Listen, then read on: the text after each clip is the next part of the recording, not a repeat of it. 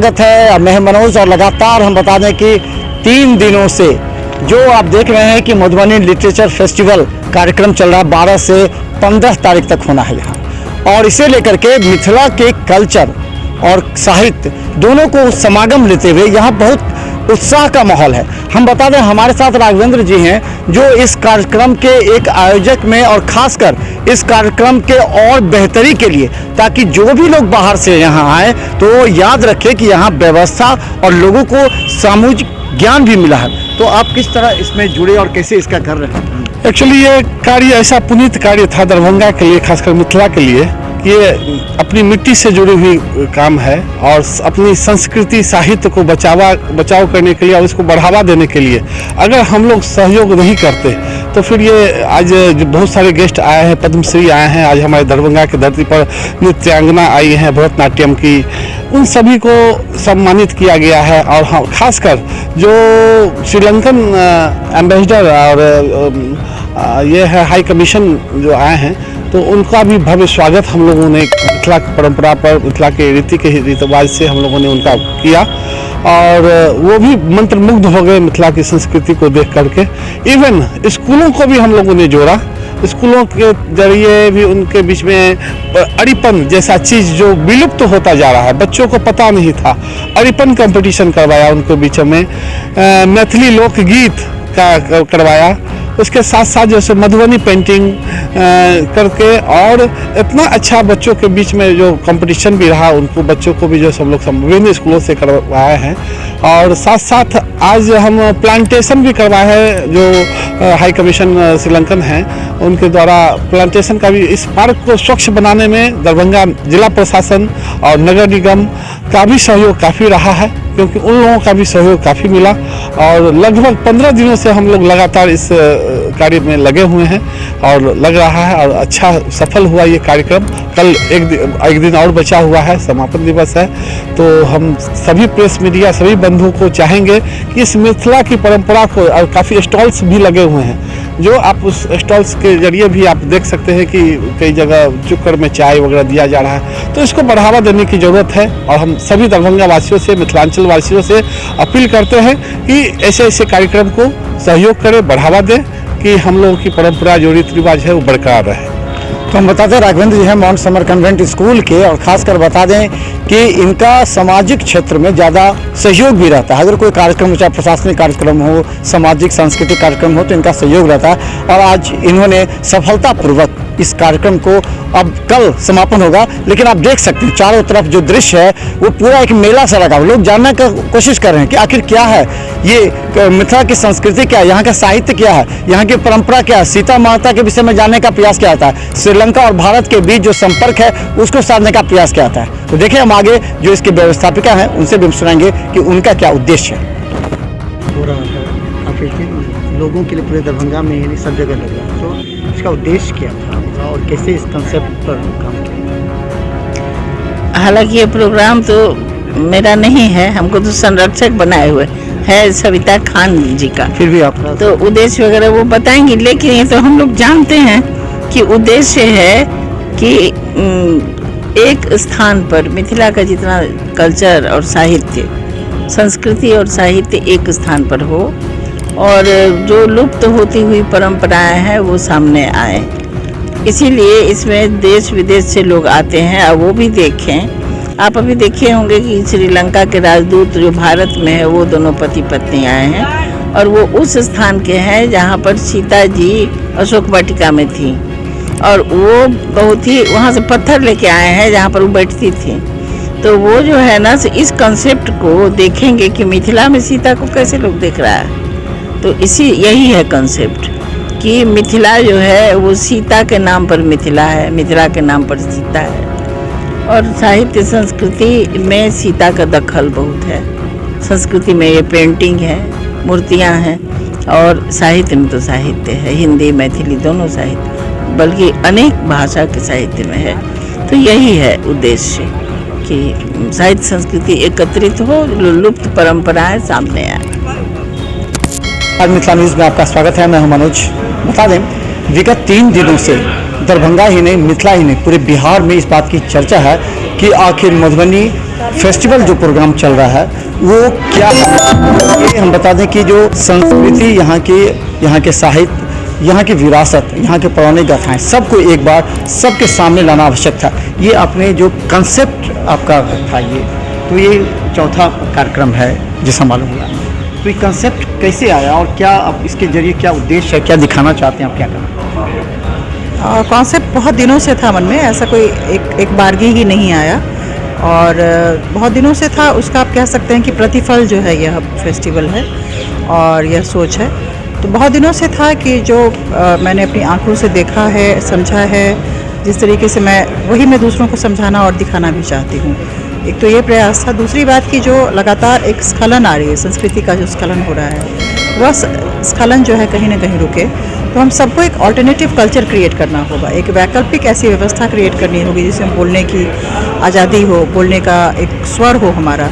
तो बस यही प्रयास है और एक वैकल्पिक जो संस्कृति है उसको बनाने का प्रयास है इस तरीके से। अच्छा, हमें लगता है कि कुछ लोग हैं जो अपनी संस्कृति को बचाने का प्रयास कर रहे हैं। ये जो प्रोफेशनल इरा की ओर हम लोग जा रहे हैं, जब हमें लगता है कि हम लोग बहुत दूर चले गए हैं, वो ग्रामीण परिवेश जो आपने यहाँ दिखाया है, जो यहाँ की जो सामग्री है जो बनते हैं, जो कुटीर उद्योग मिथिला पेंटिंग्स है, इस सबको मिथिला पेंटिंग्स को व्यवसायिक के रूप में लोग ले रहे हैं, करते कोई और हैं, नाम कोई और किसी का होता है। तो ये सबको आप किस रूप से प्रकट करना चाहते हैं? एक वैदेही एग्जीबिशन है, आपने देखा होगा, यहाँ पे 100 सीता एक साथ लगी हुई हैं। कमर्शियल पार्ट अपनी जगह है, वो तो आर्ट है तो कॉमर्स आएगा, यह एक तरीके से तय हो चुका है। लेकिन उसका जो स्पिरिचुअल पक्ष है, जो उसका आध्यात्मिक पक्ष है, वो ज़्यादा प्रबल है।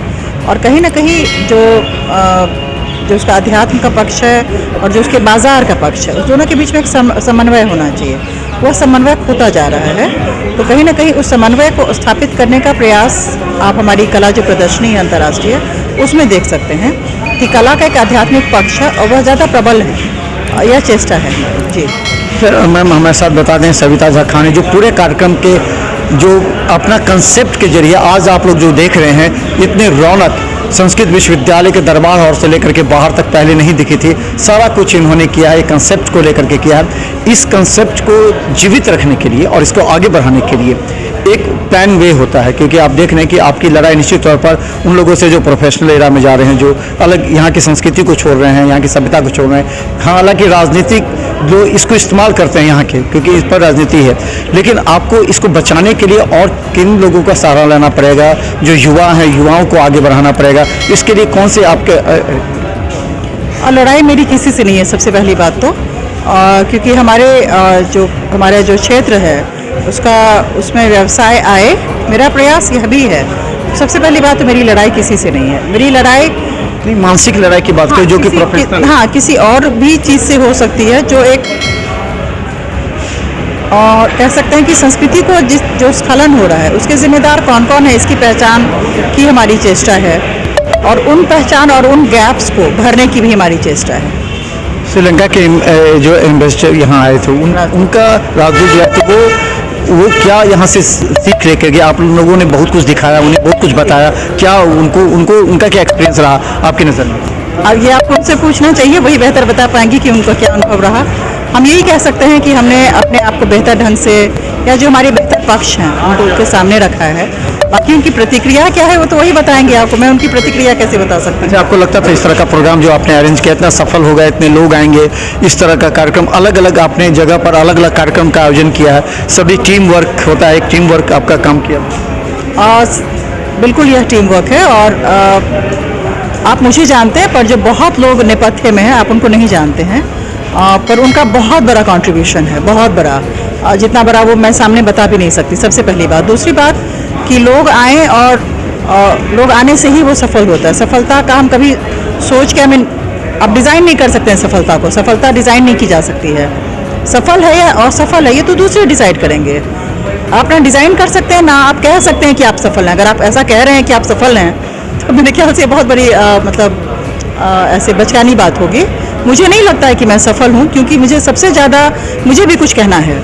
मुझे कहना ये है कि जिस तरीके से इसको अडॉप्ट किया जाना चाहिए था, या लोगों का, स्थानीय लोगों का जिस तरीके से इसके प्रति जुड़ाव होना चाहिए था, या जितनी संख्या में, खास करके संख्या की मैं बात कर रही हूँ, उनको जुड़ना चाहिए था, वह संभवतः मुझे नहीं दिख रहा है।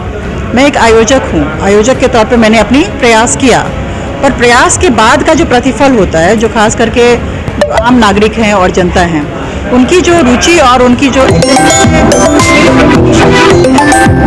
बारात नहीं ला रही हूँ चुन करके, या ये सब लोगों का है। जब तक ये महसूस नहीं होगा, ना तो चेतना का स्तर चेंज होगा और ना ही इसको सफल कहा जा सकता है। मैं इसकी सफलता पर भी मैं खुद सवाल खड़े करूँगी। जी, हमारे बीच और बहुत सारे मेहमान हैं, मैं आपसे आग्रह करूँगी कि आप उनकी प्रतिक्रियाएं लें, उनका पक्ष जाने तो ज़्यादा बेहतर होगा। मुझे तो जो कहना है मैं अपने काम के जरिए कह रही हूँ। जी, तो हम बता दें, मिथिला की संस्कृति और धरोहर को बचाए रखने की आवश्यकता है और इसी उद्देश्य के तहत इस तरह के कार्यक्रम का आयोजन किया जाता है। लेकिन अब सवाल ये है कि हमारा जो यह कार्यक्रम है, इस कार्यक्रम का कितना असर, दूरगामी असर पड़ सकता है, ताकि आने वाला पीढ़ी जो है वो मिथिला की संस्कृति, मिथिला के साहित्य, मिथिला की धरोहर को जान सके, समझ सके और उसे अपने स्तर पर देश या विदेशों में इसको फैला सके। कहा जाता है कि मिथिला की अलग संस्कृति है, सीता माता की यहाँ धरती मानी जाती है और इसे लेकर के लगातार चर्चा रहता है और इसी के तहत इस कार्यक्रम का आयोजन किया गया है। सिलसिले में मुझे आना हुआ, बहुत ही शानदार अनुभव रहा। सबसे अच्छी बात यह है कि केंद्र से हटकर यह आयोजन हो रहा है, यह सुखद है। केंद्र मतलब कि यदि बिहार की बात करते हैं तो कोई भी साहित्यिक और सांस्कृतिक कार्यक्रम होना तो पटना में होता है, लेकिन केंद्र से हटकर दरभंगा में हो रहा है और मिथिला जो मधुबनी लिटरेचर फेस्टिवल है और दरभंगा में होना, यह सबसे ज़्यादा सुखद है। और इससे ज़्यादा इसकी सफलता असफलता को लेकर कोई बात नहीं। साहित्य का कोई भी कार्यक्रम होना वो सफल है कि असफल है उस पर बातचीत नहीं की जाती। साहित्य का जो प्रतिफल है वो बहुत मतलब एक लंबे ड्यूरेशन के बाद उसका प्रतिफल निकलने के लिए और लिटरेचर फेस्टिवल का आयोजन होना किसी भी जगह पर ये बात दर्शाता है कि सुधीजन अभी बाकी हैं और वो इसका रसास्वादन करने में सक्षम है। तभी आप ये भीड़ देख रहे हैं, लोगों का उत्साह देख रहे हैं। तो एक चेतना का उद्भव या उसका उजागर होना अगर कहीं छिपा है, कहीं लैटेंट है, तो उसका भी सामने आना ये बड़ी उपलब्धि है।